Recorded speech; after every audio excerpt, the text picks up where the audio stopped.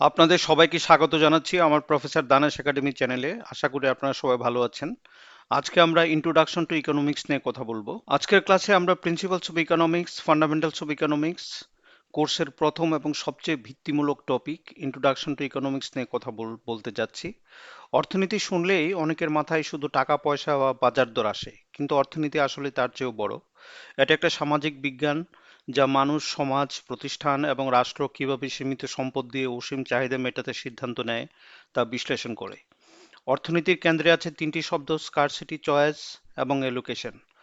কারণ সম্পদ সীমিত, তাই আমাদের বেছে নিতে হয়। আজ আমরা অর্থনীতির সংজ্ঞা বুঝবো, এর বেসিক থিমস নিয়ে আলোচনা করব এবং দেখব কেন স্কারসিটি হলো আমাদের বেসিক ইকোনমিক প্রবলেম। এরপর আমরা বাস্তব জীবনের কিছু সহজ উদাহরণ দিয়ে বুঝবো কেন পানি প্রয়োজনীয় হলেও তুলনামূলকভাবে সস্তা আর হীরা প্রয়োজনীয় না হলেও এত দামি। এটি ডায়মন্ড ওয়াটার প্যারাডক্স। আমরা আরো দেখব কিভাবে স্কারসিটি থেকে চয়েস আসে, চয়েস থেকে আসে স্পেশালাইজেশন এবং এক্সচেঞ্জ, আর এগুলো মিলেই একটা অর্থনীতি চলে। একই সাথে অর্থনীতির বিভিন্ন ব্রাঞ্চেস, যেগুলো পরের ক্লাসে মাইক্রো ও ম্যাক্রো দিয়ে আরো বিস্তারিত আলোচনা হবে, তার একটি প্রাথমিক ধারণাও আজ তৈরি করব। ক্লাসের শেষে আমি আপনাদেরকে কয়েকটি প্রশ্ন ভাবতে বলবো। আপনার জীবনে স্কারসিটি কোথায় অনুভব করেন? ডিফরেস্টেশন কেন হয়? ট্রাফিক জ্যাম কেন হয়? এয়ার পলিউশন কেন বাড়ে? কারণ অর্থনীতি শুধু বইয়ের থিওরি না, এটি প্রতিদিনের বাস্তবতা। পুরো ক্লাস জুড়ে আমরা চেষ্টা করব ধারণাগুলোকে খুব সহজ ভাষায়, বাস্তব উদাহরণে এবং আপনার চারপাশের ঘটনার সাথে মিলিয়ে বুঝতে। তাহলে চলুন আজকের আলোচনা এমনভাবে করি যেন অর্থনীতি আপনাদের কাছে ভয়ের বিষয় না থেকে বোঝার বিষয় হয়ে ওঠে। আমরা আহ, আজকে ইকোনমিক্সের ডেফিনেশন নিয়ে কথা বলবো, বেসিক থিমস অফ ইকোনমিক্স কি এগুলো নিয়ে কথা বলবো, স্কারসিটি, চয়েস, স্পেশালাইজেশন, এক্সচেঞ্জ এবং ডিফারেন্ট ব্রাঞ্চেস অফ ইকোনমিক্স এগুলো নিয়ে কথা বলবো। এই স্লাইডটিতে ইন্ট্রোডাকশন টু ইকোনমিক্স অধ্যায়ের অধীনে অর্থনীতির একটি পরিষ্কার ও পাঠ্য বই ভিত্তিক সংজ্ঞা উপস্থাপন করা হয়েছে। এখানে প্রথমে বলা হয়েছে যে অর্থনীতি একটি সোশ্যাল সায়েন্স যা ব্যক্তি, গোষ্ঠী এবং সমাজ কিভাবে তাদের স্কার্স রিসোর্সেস ব্যবহার ও বন্টন করে তা বিশ্লেষণ করে, যাতে মানুষের আনলিমিটেড ওয়ান্টস এবং নিডস পূরণ করা যায়। এরপর অর্থনীতির কয়েকটি গুরুত্বপূর্ণ দিক তুলে ধরা হয়েছে। পণ্য ও সেবা কিভাবে একটি অর্থনীতিতে উৎপাদিত, বণ্টিত এবং ভোগ করা হয় সেটি বোঝা। স্লাইডটি আরো স্পষ্ট করে যে অর্থনীতির মূল লক্ষ্য হলো মানুষ ও সমাজ কিভাবে চয়েসেস গ্রহণ করে তা ব্যাখ্যা করা। কারণ সম্পদ সীমিত হওয়ায় প্রতিটি সিদ্ধান্তের পিছনে একটি বিকল্প ত্যাগের বিষয় থাকে। শেষ পর্যন্ত বলা হয়েছে এসব সিদ্ধান্তই সম্পদ ও সম্পদের মাধ্যমে সৃষ্ট ওয়েলথ বা সম্পদের বন্টনকে প্রভাবিত করে, যা অর্থনীতির কেন্দ্রীয় আলোচ্য বিষয়। সামগ্রিকভাবে এই স্লাইডটি অর্থনীতিকে শুধু টাকার বিষয় হিসেবে নয়, বরং সিদ্ধান্ত ও সম্পদ ও সমাজের পারস্পরিক সম্পর্কের বিজ্ঞান হিসেবে পরিচয় করিয়ে দেয়। এই স্লাইডটি ইন্ট্রোডাকশন টু ইকোনমিক্স অধ্যায়ের একটি গুরুত্বপূর্ণ ধারণা, দি বেসিক ইকোনমিক প্রবলেম, উপস্থাপন করছে, যেখানে মূল আলোচ্য বিষয় হলো স্কারসিটি বা স্বল্পতা। এখানে বলা হয়েছে যে অর্থনীতি নামক সামাজিক বিজ্ঞান মূলত যে সমস্যাটি মোকাবেলা করার চেষ্টা করে সেটি হলো স্কারসিটি। স্লাইডে স্পষ্টভাবে ব্যাখ্যা করা হয়েছে যে কোনো কিছু তখনই স্কার্স হয় যখন সেটি একদিকে পরিমাণে সীমিত এবং অন্যদিকে মানুষের কাছে কাম্য বা ডিজায়ার থাকে। এরপর স্কারসিটি সম্পর্কে কয়েকটি মৌলিক তথ্য তুলে ধরা হয়েছে, যেমন সব পণ্য স্কার্স নয়, বরং অধিকাংশ পণ্য স্কার্স। একই সাথে একটি উদাহরণ দিয়ে দেখানো হয়েছে যে কিছু জিনিস যেমন বাতাস মানুষের জন্য প্রয়োজনীয় হলেও সাধারণত সীমাহীন হওয়ায় সেগুলো অর্থনৈতিকভাবে স্কার্স নয়। শেষের অংশে স্কার্স গুডস বিষয়টি উল্লেখ করা হয়েছে, যা শিক্ষার্থীদের ভাবতে উদ্বুদ্ধ করে কোন কোন পণ্য সত্যি স্কারসিটির অন্তর্ভুক্ত। সামগ্রিকভাবে এই স্লাইডটি স্কারসিটি ধারণার মাধ্যমে অর্থনীতির মূল সমস্যার একটি পরিষ্কার ও ভিত্তিমূলক ধারণা তৈরি করে। এই স্লাইডটি ইন্ট্রোডাকশন টু ইকোনমিক্স অধ্যায়ের একটি চিন্তা ভাবনামূলক প্রশ্ন তুলে ধরেছে: হোয়াট মেক্স সামথিং স্কার্স? অর্থাৎ কোনো বস্তু কেন স্কার্স বা দুষ্প্রাপ্য হয়। এখানে দুটি বিপরীত উদাহরণ ব্যবহার করা হয়েছে। একদিকে হীরা, যা মানুষের মৌলিক প্রয়োজন নয় কিন্তু অত্যন্ত মূল্যবান; অন্যদিকে পানি, যা জীবনের জন্য অপরিহার্য হলেও সাধারণভাবে তুলনামূলকভাবে সস্তা। এই বৈপরীত্যের মাধ্যমে শিক্ষার্থীদের একটি ধাঁধার মতো প্রশ্নের মুখোমুখি করা হয়েছে। কেন এমনটা ঘটে? স্লাইডে এই প্রশ্নের ব্যাখ্যা দিতে গিয়ে ডায়মন্ড ওয়াটার প্যারাডক্স ধারণাটি উপস্থাপন করা হয়েছে। এখানে বলা হয়েছে যে কোনো পণ্যের অর্থনৈতিক মূল্য তার প্রয়োজনীয়তার উপর নয়, বরং তার স্কারসিটি বা প্রাপ্যতার সীমাবদ্ধতার উপর নির্ভর করে। অর্থাৎ কোনো জিনিস যত বেশি স্কার্স হয় সমাজে, তার মূল্য তত বেশি হয়। আর যে জিনিস তুলনামূলকভাবে কম স্কার্স, তার মূল্যও কম হয়ে থাকে। সব মিলিয়ে এই স্লাইডটি স্কারসিটি ও ভ্যালু এর মধ্যকার সম্পর্কটি বাস্তব জীবনের সহজ উদাহরণ দিয়ে স্পষ্টভাবে বোঝাতে সাহায্য করে। এই স্লাইডটিতে ইন্ট্রোডাকশন টু ইকোনমিক্স অধ্যায়ের অংশ হিসেবে সোশ্যাল সায়েন্স এবং ফিজিক্যাল সায়েন্সের মধ্যে একটি তুলনামূলক আলোচনা উপস্থাপন করা হয়েছে। এখানে প্রথমে সংজ্ঞার মাধ্যমে দেখানো হয়েছে যে সোশ্যাল সায়েন্স মানুষের সমাজ, আচরণ এবং সামাজিক সম্পর্ক নিয়ে গবেষণা করে, যেখানে ফিজিক্যাল সায়েন্স প্রাকৃতিক জগৎ ও ভৌত ঘটনাগুলোর অধ্যয়ন করে।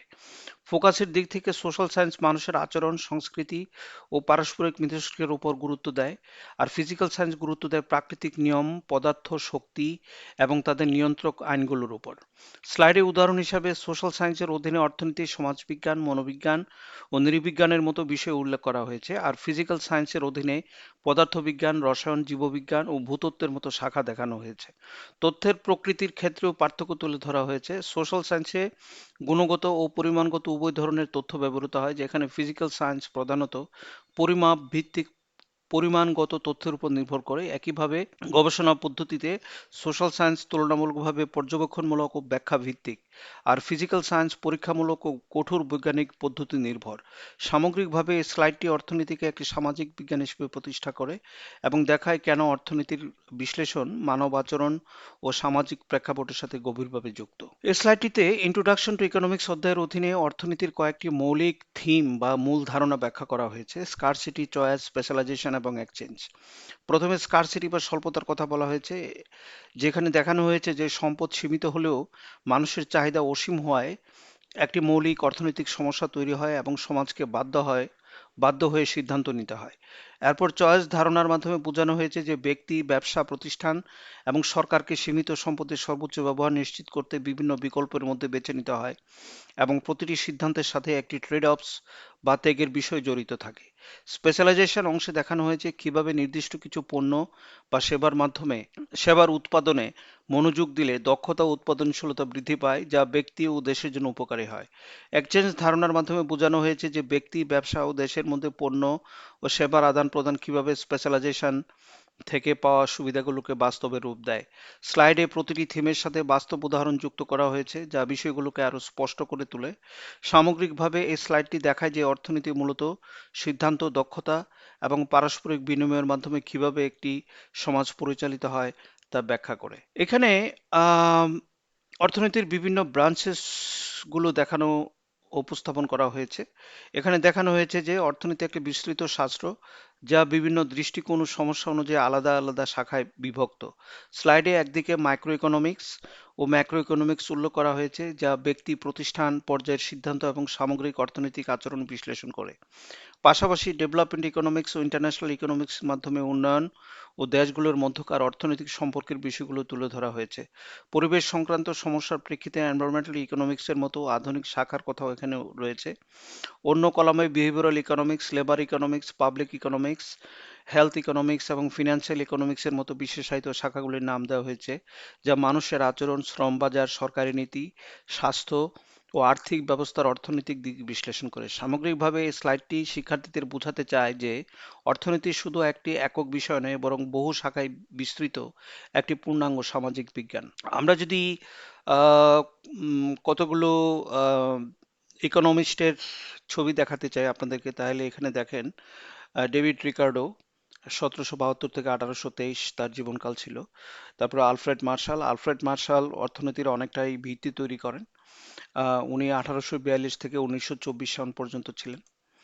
তারপর হচ্ছে জন স্টুয়ার্ট মিল 1806 থেকে 1873, উইলিয়াম স্ট্যানলি জেবন্স 1835 থেকে 1882, তারপরে কার্ল মার্কস 1818 থেকে 1883। উনি অবশ্য মার্কসিজমের কো-ফাউন্ডার ছিলেন। Surplus value, contributions to the labour theory of value, class struggle, alienation and exploitation of the worker, the Communist Manifesto, Das Kapital, materialist conception of history, এই সমস্ত বিষয়ে উনি কন্ট্রিবিউট করেন। এবার আপনাদের কাছে আমার প্রশ্ন থাকবে, how do you feel the scarcity? আপনারা কিভাবে স্কারসিটিকে ফিল করেন? Why deforestation happens? ডিফরেস্টেশন কেন ঘটে? Why traffic jam happens? Traffic jam কেন হয়? Why air pollution happens, air pollution কেন হয়, এই সমস্ত জিনিসগুলো যদি আপনারা বুঝতে পারেন তাহলে আমার সমগ্র আলোচনাটাই আপনাদের কাছে পরিষ্কার হয়ে যাবে। এই হচ্ছে কতগুলো রেফারেন্স। এই রেফারেন্সগুলো আপনারা দেখবেন। এগুলো অনলাইনেও পাওয়া যেতে পারে, অথবা লাইব্রেরিতে তো আছেই। প্রিন্সিপালস অফ মাইক্রো ইকোনমিক্স, তারপরে প্রিন্সিপালস অফ মাইক্রো ইকোনমিক্স, প্রথমটি হচ্ছে অ্যামাচার এবং সুইনির 1980 সনে পাবলিশ হওয়া। তারপরে দ্বিবেদীর প্রিন্সিপালস অফ ইকোনমিক্স। এগুলো খুব গুরুত্বপূর্ণ পাবলিকেশন হিসেবে আমরা দেখি। আজকের ক্লাস থেকে মূল যে বিষয়টি পরিষ্কার হওয়া দরকার তা হলো অর্থনীতি মূলত সীমিত সম্পদ দিয়ে অসীম চাহিদা মেটানোর বিজ্ঞান, এবং এ প্রক্রিয়ায় মানুষ বাধ্য হয় সিদ্ধান্ত নিতে। আমরা দেখেছি স্কারসিটি শুধু দারিদ্র্যের সাথে সম্পর্কিত না, স্কারসিটি এমন একটি বাস্তব অবস্থা যেখানে কিছু জিনিস একসাথে লিমিটেড এবং ডিজায়ার্ড, তাই তা অর্থনৈতিকভাবে গুরুত্বপূর্ণ হয়ে ওঠে। ডায়মন্ড ওয়াটার প্যারাডক্স আমাদের মনে করিয়ে দেয় যে প্রয়োজন আর মূল্য সবসময় একই পথে চলে না। অনেক সময় মূল্য নির্ধারিত হয় স্কারসিটি দ্বারা, ইউটিলিটি দ্বারা নয়। আবার আহ, আমরা আরো বুঝেছি যে স্কারসিটি থেকে জন্ম নেয় চয়েস, আর চয়েস থেকে বাস্তব অর্থনীতির গুরুত্বপূর্ণ ধারাগুলো স্পেশালাইজেশন ও এক্সচেঞ্জ ধাপে ধাপে তৈরি হয়। এই ধারণাগুলো শুধু পরীক্ষার প্রশ্নের জন্য নয়, পরিবেশ, নগর সমস্যা, ট্রাফিক, বন উজাড়, দূষণ এসবের পিছনেও সিদ্ধান্ত, প্রণোদনা, সীমাবদ্ধতা এবং সম্পদের ব্যবহার জড়িত থাকে। তাই আজকের আলোচনার লক্ষ্য ছিল অর্থনীতিকে সংজ্ঞার মুখস্থ না বানিয়ে এর যুক্তিটা মাথায় ঢুকিয়ে দেওয়া। এখন আমি চাই আপনারা ক্লাসের স্টুডেন্টস টু রেসপন্ড অংশের প্রশ্নগুলো নিয়ে সত্যি করে ভাবুন। আপনার জীবনে স্কারসিটি কিভাবে কাজ করে এবং সমাজে কেন কিছু সমস্যা বারবার ফিরে আসে। পাশাপাশি রেফারেন্স বইগুলো থেকে সংজ্ঞা ও উদাহরণগুলো একবার চোখ বোলালে ধারণাগুলো আরো শক্ত হবে। কারণ অর্থনীতি বোঝার সবচেয়ে ভালো উপায় হলো ধারণা প্লাস বাস্তব উদাহরণ, এই দুটোকে একসাথে মিলিয়ে দেখা। পরের ক্লাসে আমরা মাইক্রো এবং ম্যাক্রো ইকোনমিক্সে ঢুকবো, যেখানে আজকের ধারণাগুলো আরো কাঠামোগতভাবে বসে যাবে। আর শেষ কথা, অর্থনীতি শেখা মানে শুধু পরীক্ষা পাশ করা না, এটি শেখা মানে জীবনকে, সমাজকে এবং সিদ্ধান্তগুলোকে আরো পরিষ্কারভাবে দেখা। আজকে এতটুক পর্যন্তই ছিল। আশা করি আপনারা আমার ভিডিওটি উপভোগ করেছেন। যদি ভিডিওটি আপনাদের ভালো লেগে থাকে তাহলে আমার চ্যানেলটি সাবস্ক্রাইব করুন, লাইক করুন এবং শেয়ার করুন। সবাই ভালো থাকুন এই প্রত্যাশা নিয়ে আজকে এখানে আমার ভিডিওটির সমাপ্তি ঘোষণা করছি।